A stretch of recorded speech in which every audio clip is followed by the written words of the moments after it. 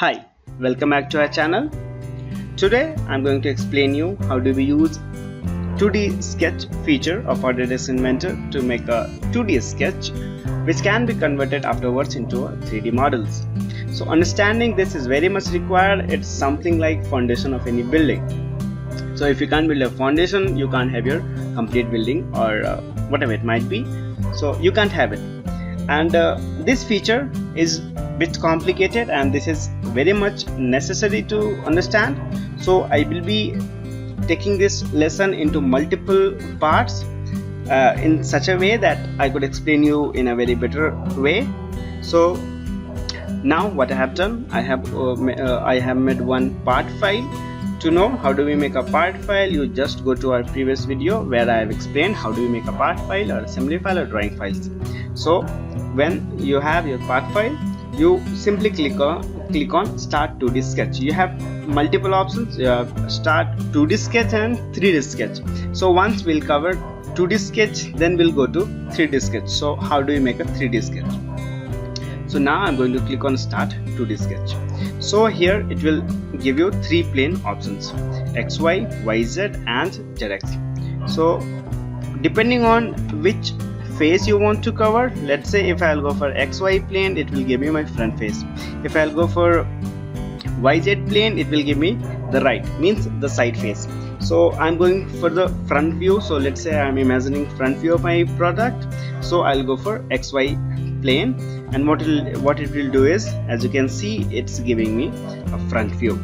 Now so just in very short period of time, let me explain all the tools you have here, and then one by one, part by part, I will be taking into a video where I can explain you everything.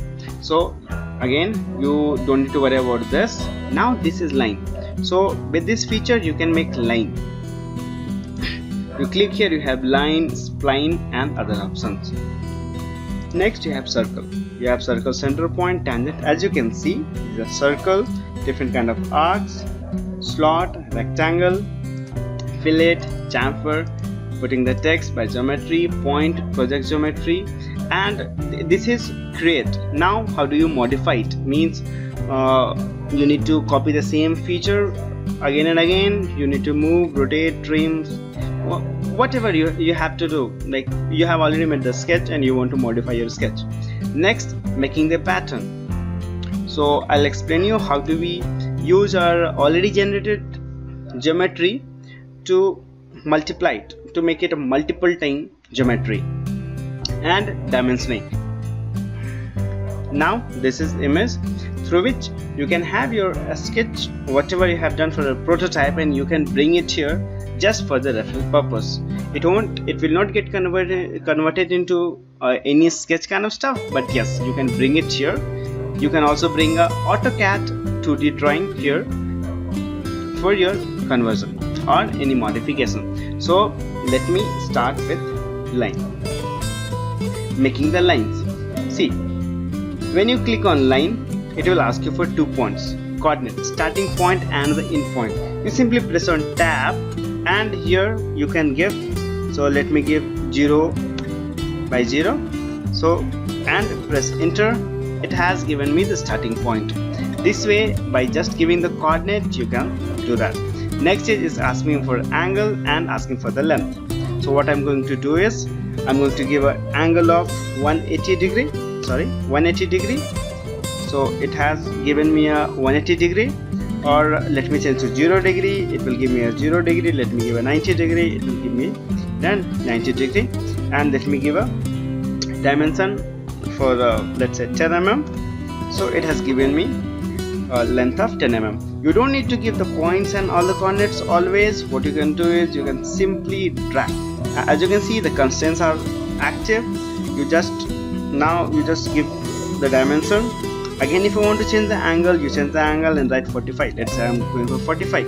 Now it will give me a line at 45 with a length of 15 mm. And I want to vary whatever you want to vary. You can just simply click on tab and you can do that. In this way, you have your line done. Now, this was one option, very easy option. Now what I can do is, I can define my point initially So let's say I'm just randomly defining. You can directly give coordinate also. Let's say 20 by 20. So as you can see, you have your point. Okay, can you see 20 by 20 you have here. So let me go to the point. It will show me my geometry. Can you see 20 by 20? This way I have given constraint to my point, and I can connect them. This is line, this is line, this is line. Next, using spline feature. Spline feature, you have two different kind of spline feature. One which will go as per your given points, and one which will interpret it and which will get a value in between your points. Means to say, let's say I have these points, any random points. Now I'm clicking on which will interpret it. Means this is my initially point and this is my second point, and the moment I'll move from second point to the third point, it will leave the second point, such that both the lines and both the connecting lines will be tangent to it. Can you see the tangent line, dotted tangent line? All these lines are like this. So this is first kind of spline. Now second kind of spline, which goes as per your vertex. See, it's going as per your vertex. Can you see? Yeah. So this was using line, spline, two different kind of spline. These two stuff for a beginner you can skip now. If you want a tutorial on that, you can just comment at the bottom. I'll make a separate video for that. Now going back to circle, you have two different kind of circle and one ellipse. Means to say, circle, first circle is you provide the origin. As you can see, it's asking for x and y. You provide the origin. So let's say I'm pressing the tab 0 and enter. As you can see, my origin points is fixed. Now it's asking for me for a diameter. Do remember, it's asking for a diameter, not the radius. So let me give a diameter of 10. And whenever you want, you can get your own dimension. Let's say I'm asking for a diameter. Can you see? It's showing me the diameter. And if I want to change the diameter, all I need to do is double click here and give new value 15. Give a new value 4, or whatever you want to do. Just randomly you can change it. Next is tangent. So let's say you have three lines as like this, and you want a circle which is tangent to all of them. Click here, you click here, and you click here. You have a perfect circle with three tangential lines. Now this was all about your circle. Now what if you have to make an ellipse? So what you do for ellipse, you need a major and you need a minor. So let's say I'm giving a major this way and a minor this way. Just I'm saying. And let's check ellipse. So it's asking for center point. You can start from here, go till here. This way you have your ellipse with major and minor chord. So line is covered, spline is covered, ellipse is covered, circle is covered. Now the next part is arc. So how do you make arc? So as you can see, you have three different kind of arc: 3-point arc, tangent arc, and center point arc.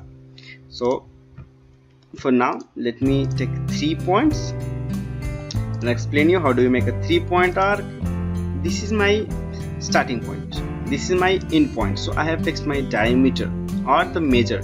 Now all I need to do is pick a third point. I can pick this, I can pick this, I can pick this, I can pick anyone. So let's say I'm picking this one. So this is how my arc is ready, whose center is here. If I want to measure the center, this is how I do. I click on dimension and it's giving me radius, one random value, and I have my arc done. Next is arc, tangent arc. So as you can see here, the best part of your Autodesk Inventor is whenever you are not able to understand anything, just to go and place your cursor over there for some time and you have it. Now I have to make an arc. So let's say I'm picking this point. Okay, so it will give me a arc which will be tangent to the initial point. See, can you see? Okay, I'll explain you how. So this is my starting point, and if I'll make a tangent at this point, if I make a tangent at this point, this tangent line will be tangent to both of the circle. Both of the circle. Let me show you once again. This thing. Now if I'll make a tangent of one circle, it will give me tangent of another circle too. So these two kind of circle is covered. Now arc is covered. Now I'll show you arc. Means we provide the initial point as like a circle. Now in this time you need to provide the radius. So let's say I'm providing a radius of 10. Okay, radius is fixed now. Now my starting and finish point. So if you have pre-specified point, you can simply click on point, or if you don't have point, you can just simply click on your constraint. So let's say I have these 2 points and I want this center from here. So what I do is I select this, now I need 2 points. I cannot go here. If I have to go here, then what I have to do, I have to go for 3 point. I cannot use this feature for 3 points. So even if I have selected it, it has given me a rough value which will be which will go through this point as like that. As you can see, it's going through this point. Can you see? From this point. So line is covered, ellipse is covered, arc is covered. I'm going to stop right here, and in my next coming video I'll explain you how do you make slot, fillet, how do we do fillet and chamfer. In slot also you have too many options. Then I'll take you through these modifiers, then using how do we use pattern, then how do we use constraints. At the end I'll show you how do we import an image and work on it. Then I'll take you to a next level using project geometry and project cut edges, but I can explain you only when we will be working on 3D models.